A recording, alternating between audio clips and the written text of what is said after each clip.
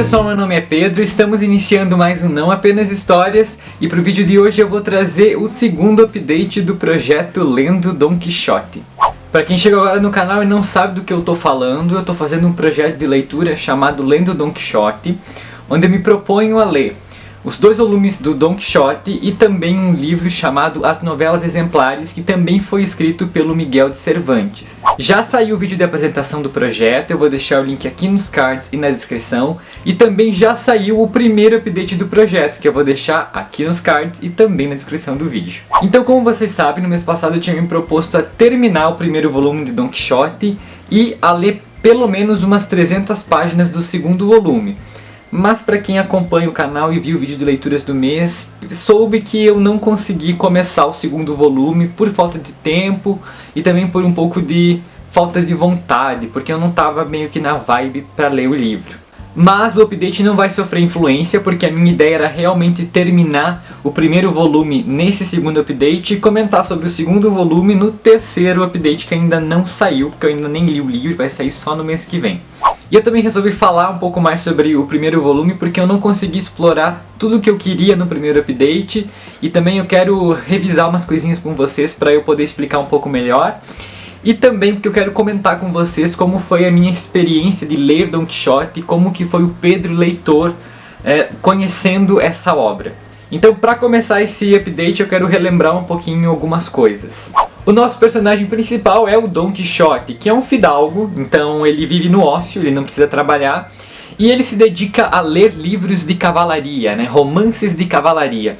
E ele acaba enlouquecendo de tanto ler esses livros, e ele coloca na cabeça a ideia de ser um cavaleiro andante para combater as injustiças do mundo.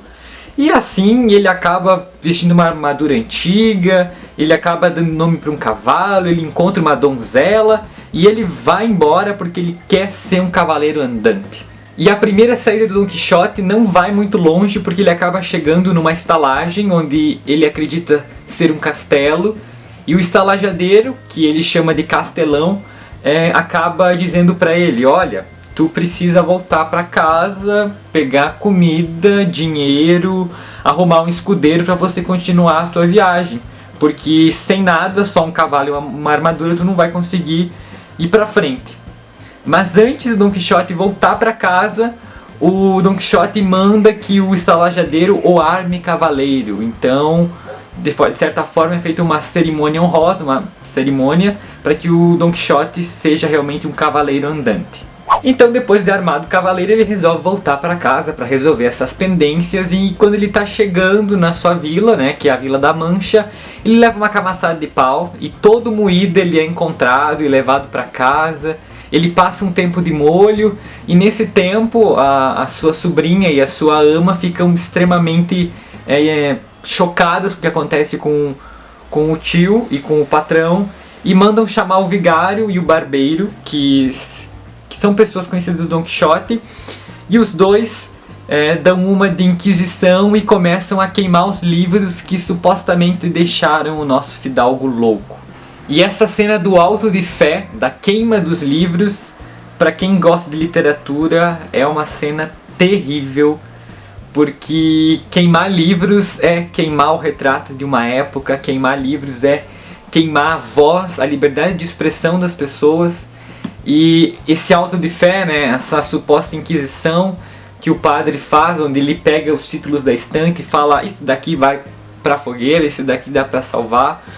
É uma cena cômica, mas para quem gosta de literatura é realmente bem triste. Mas depois desse episódio, Don Quixote já está recuperado, então ele vai conversar com o Sancho Panza e o Sancho Panza acaba aceitando ser escudeiro.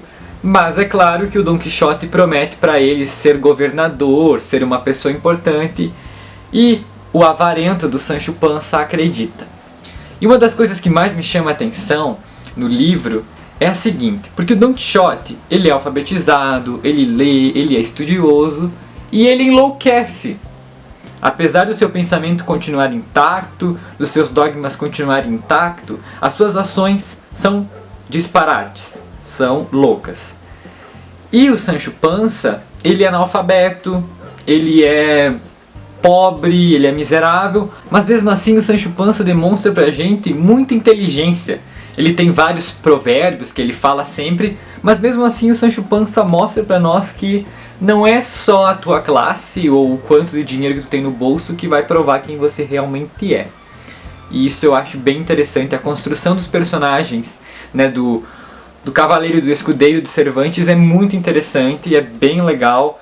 E é uma forma de que o Cervantes possa passar a ideia da amizade, né, de que os dois são amigos e lutam pelos seus ideais, apesar do Sancho ser um pouco irritante de vez em quando, Don Quixote ser um pouco irritante também. Os dois formam uma amizade muito legal. E a partir dessa segunda saída do Don Quixote, junto com seu escudeiro, a história mergulha em vários subtramas e também a história começa a desenvolver a sua crítica, a sua poderosíssima e atual crítica, porque esse livro aqui ele atravessa gerações. Eu acredito que a principal crítica do Cervantes seja quanto à alienação do povo. Porque a sociedade na qual Cervantes vivia na época que escreveu o primeiro volume de Don Quixote era uma sociedade corrompida, destruída, dividida. Era uma sociedade onde o crime estava começando a se desenvolver, as pessoas começavam a se tornar ladras. O rei daquela época da Espanha era um bobão, porque o rei só queria ver o seu lado e queria expandir o território, não se preocupava com as pessoas. Então a principal crítica do Don Quixote, de certa forma, é quanto à alienação das pessoas perante os seus problemas. Então a ideia do livro é, ao mesmo tempo que de humor e tal, para se divertir, é para dar um tapa na cara do povo e dizer: acorda, que tu tá sendo explorado, tu tá perdendo teu emprego, tu tá virando um miserável, mas tá tudo bem. É claro que não, acorda! E o Cervantes nunca foi contente quanto aos romances de cavalaria. Ele achava que eram bom para entretenimento e tal, beleza. Só que as pessoas não podiam ficar dependendo apenas desses romances, desses disparates, porque elas precisavam conhecer coisas realmente importantes para tornar a sociedade delas melhor. Então o Cervantes, além de criticar o povo, ele criticava de certa forma também os autores de romances de cavalaria que endeusavam os heróis, que os heróis eram, meu Deus, os exemplos a serem seguidos, e pegar um cavalo e lutar e ter uma donzela, e tudo isso o Cervantes critica. E uma das melhores formas que ele encontrou para fazer essa crítica é descrevendo um romance de cavalaria como ele deveria ser. Porque no livro, o Cervantes mostra que o Don Quixote precisa comer, precisa se lavar, ele precisa ir no banheiro, né? Precisa fazer suas necessidades fisiológicas. Então tudo isso é bem narrado no Cervantes, no Don Quixote. E em certa parte do livro o Don Quixote fala tipo assim: meu Deus, eu não posso dormir porque nos livros que eu li nenhum cavaleiro dorme, nenhum cavaleiro faz nada. Ele está sempre acordado, pronto para batalha e se dedicando à sua donzela. Então a crítica do Cervantes é super cômica e muito mordaz, de certa forma. E é por isso que no livro nós temos 3 episódios que são 3 disparates, bem disparatados, assim, são 3 coisas extremamente loucas, e que eu acredito que o Cervantes tenha colocado esses episódios no livro para mostrar o quão alienada era essa sociedade. E eu já comentei um pouquinho sobre eles no outro vídeo, mas eu quero dar um enfoque maior para vocês agora nesse vídeo daqui. O primeiro episódio é a luta contra os moinhos de vento. O segundo é quando o Don Quixote vê 2 supostos exércitos, que na verdade são 2 rebanhos de ovelha. E o terceiro é quando o Don Quixote acredita que uma bacia de barbeiro é um elmo de um cavaleiro chamado Mambrino. Não tem sentido nenhum. E como eu já falei, pra mim esses episódios simbolizam a falta de conhecimento, de busca de conhecimento do povo. Porque ele pode ser colocado na sociedade dos Cervantes, que as pessoas não estavam nem aí pra estudar nem nada do tipo, só queriam se divertir e livros que fizessem as pessoas se divertirem. E também nós podemos colocar esses 3 episódios no nosso contexto atual. Porque muitas vezes nós continuamos fazendo coisas erradas, mesmo sabendo que essas coisas são erradas, e muitas vezes a nossa realidade é distorcida e nós não conseguimos visualizar essa realidade, né? Os nossos olhos são míopes perante algumas coisas. É uma foto que a gente vê, também veiculada no Facebook, que mostra uma parede, aí mostra uma pessoa normal olhando para aquela parede achando que está tudo bem, e uma pessoa que sobe nos livros e consegue ver a realidade que está além da parede. Então, para mim, esses 3 episódios simbolizam isso, e até agora foi o que mais fez sentido pra mim na minha cabeça. E agora eu quero conversar com vocês sobre as personagens femininas de Don Quixote. Eu acredito que o Cervantes, de certa forma, criou várias heroínas na história, porque todas as mulheres que aparecem no livro são extremamente bem construídas, são personagens fortes, que não se dobram, que não se submetem a nada, elas têm, digamos assim, a sua personalidade formada, e o que é de certa forma muito estranho, porque a sociedade que o Cervantes vivia era extremamente preconceituosa. E ele consegue colocar mulheres extremamente fortes nessa trama. Eu ainda não consegui desenvolver totalmente a reflexão por trás das mulheres em Cervantes, mas eu acredito sim que ele seja feminista, que ele defenda o direito das mulheres, a igualdade das mulheres, porque as personagens desse livrinho aqui são extremamente bem construídas, são personagens ótimas, que você consegue visualizar suas camadas, os seus desejos, que elas fazem o que querem, que elas não estão presas a paradigmas. Gostei bastante das mulheres em Don Quixote. E tem uma reflexão mais no final do livro que fala sobre as armas e as letras. O Don Quixote discursa sobre as armas e as letras. O que é mais importante? É mais importante você utilizar as letras ou você utilizar as armas para conseguir paz? O Don Quixote, ele escolhe as armas para defender, né? Ele fala que as letras são importantes, que elas fazem parte de um papel muito importante na nossa sociedade, mas que são as armas que vão em busca da paz, são elas que vão guerrear pela paz.